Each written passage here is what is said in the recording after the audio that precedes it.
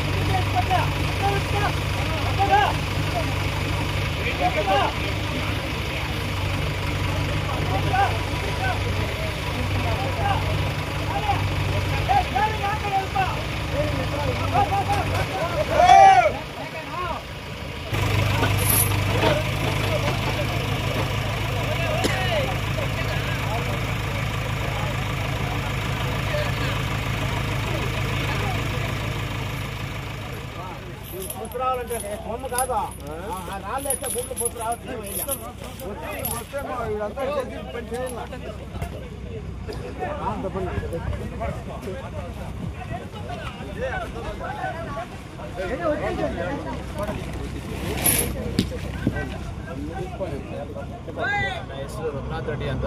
ನಾವು ಶೆಟ್ಟಹಳ್ಳಿ ಗ್ರಾಮ ಪಂಚಾಯಿತಿಯ ಒಬ್ಬ ಸದಸ್ಯ ಅಥವಾ ಒಂದು ಊರಿನ ಗ್ರಾಮಸ್ಥನಾಗಿದ್ದು, ಈ ಒಂದು ಗ್ರಾಮಕ್ಕೆ ಸಂಪರ್ಕ ಕಲ್ಪಿಸುವಂತಹ ಒಂದು ಶೆಟ್ಟಹಳ್ಳಿ ಮತ್ತು ಪಾಲೇಪಲ್ಲಿ ಮಾರ್ಗವಾಗಿ ಸುಮಾರು 25 ವರ್ಷಗಳಿಗೂ ಜಾಸ್ತಿ ಒಂದು ಸಮಯವನ್ನು ತೆಗೆದುಕೊಂಡಿರ್ತಾರೆ. ಯಾವುದೇ ರಸ್ತೆ ಒಂದು ಕಾಮಗಾರಿಯನ್ನು ಮಾಡಿರೋದಿಲ್ಲ.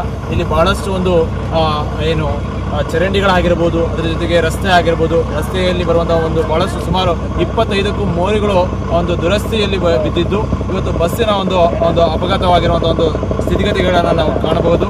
ಅದಲ್ಲದೆ ಬಹಳಷ್ಟು ನಾವು ಒಂದು ಪ್ರತಿದಿನ ಬಹಳಷ್ಟು ಒಂದು ಸಮಸ್ಯೆಗಳನ್ನು ಎದುರಿಸ್ತಾ ಇದ್ವಿ. ಈ ಒಂದು ವಿಚಾರವನ್ನು ನಮ್ಮ ಒಂದು ತಾಲೂಕಿನ ಶಾಸಕರ ಗಮನಕ್ಕೆ ತಂದಿದ್ದರೂ ಸಹ ಈ ಒಂದು ಕಾಮಗಾರಿಯನ್ನು ಎಚ್ಚೆತ್ತುಕೊಂಡು ಕೆಲಸವನ್ನು ಮಾಡಿರುವುದಿಲ್ಲ.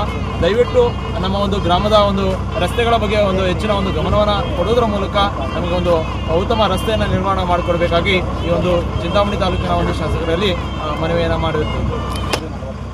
ಸುಮಾರು 50ಕ್ಕೂ ಹೆಚ್ಚು ಮಕ್ಕಳು ಈ ಬಸ್ಸಲ್ಲಿ ಪ್ರಯಾಣವನ್ನು ಮಾಡ್ತಾ ಇದ್ದು, ಇದು ಸಂಜೆ 5:30 ಸಮಯದಲ್ಲಿ ಈ ಒಂದು ಘಟನೆ ಆಗಿರುತ್ತದೆ.